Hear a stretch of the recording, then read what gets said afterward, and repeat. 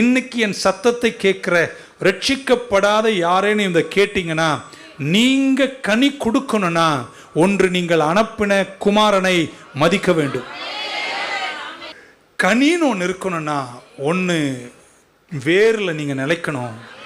ரெண்டு, அந்த வேரில் நிலைச்சிருந்தாதான், அதுவும் நீண்ட காலம் நெருக்கத்தில் நிலைச்சிருக்கணும், கனி கொடுப்பீங்க. மூன்றாவது, இந்த தோட்டத்துக்கு சொந்தக்காரர் என் பிதாவாகிய தேவன்.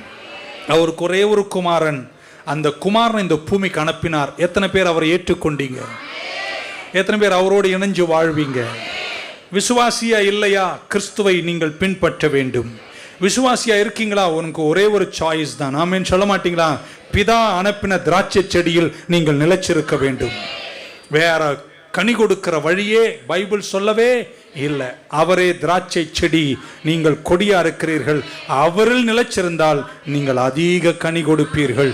உங்களை கேட்கிற ஒரே ஒரு கேள்வி, ஆமென், உங்களுக்கு ஒரு சாய்ஸ் கர்த்தர் கொடுக்கிறார். எவ்வளவு நெருக்கடிகள் வந்தாலும் திராட்சை செடியில் நிலைப்பீர்களா? 27 பேர். இன்னொரு வாட்டி, உங்களுக்கு எத்தனை நெருக்கடிகள் வந்தாலும் செடியில் நிலைப்பீர்களா? நீண்ட தூரம் நிலைப்பீர்களா? நெருக்கத்தில் நிலைப்பீர்களா? அந்த உறவின் உடன்படிக்கையில் நீங்க நிலைச்சா உங்க வாழ்க்கை நல்ல கனிகளை கொடுக்கும். நல்ல ஒரு அழகா சொல்ல மாட்டீங்களா?